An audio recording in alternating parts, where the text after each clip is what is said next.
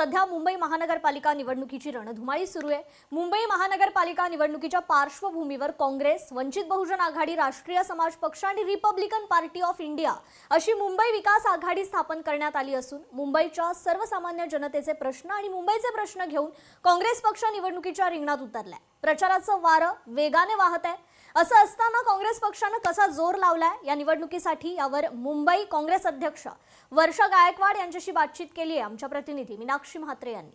माझ्यासोबत काँग्रेसच्या मुंबई अध्यक्षा वर्षा गायकवाड आहेत।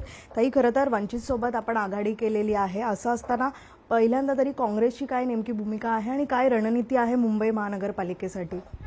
नाही, आमची वंचित आघाडीबरोबर तर आघाडी आहेच, पण त्याचबरोबर आमची RPI गवई गट आणि रासपाशी सुद्धा त्या ठिकाणी आघाडी आणि काही ठिकाणी जे आहे ते दीपक निकाळजे साहेबांनी सुद्धा आम्हाला जे आहे पूर्णपणे जे आहे तो आघाडीमध्ये सपोर्ट करण्याचं जे आहे ते काम केलेलं आहे।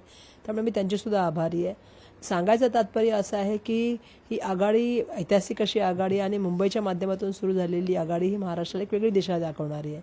अपेक्षा ही आहे की मी असेन किंवा बाळासाहेब प्रकाश आंबेडकर साहेब असतील, आमचे माध्यमातून येणाऱ्या काळामध्ये मिटिंग व्हाव्यात अशी आमची इच्छा आहे आणि आम्ही त्या संदर्भामधलं जे आमची मागणी आहे ती मागणी आम्ही वंचित आघाडीला सांगितलेली आहे।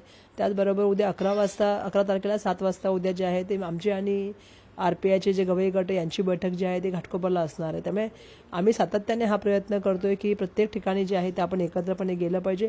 पण मला आनंद वाटला, मी काल ज्या ऑफिसचे उद्घाटन केली त्या ठिकाणी सगळे कार्यकर्ते म्हणजे वंचितचे असतील, RPI गवई गटाचे असतील किंवा रासपाचे असतील उपस्थित होते आणि मोठ्या जल्लोषामध्ये म्हणजे मी काल कलिनाला गेले, कुर्ल्याला गेले, चेंबूरला गेले, सगळ्या ठिकाणी कार्यकर्त्यामध्ये मला त्या ठिकाणी जोश दिसला आणि कार्यकर्ते एकत्र मनाने काम करते असं मला दिसलं। लोकशाही मराठी ऐका, पहा, जागरूक रहा।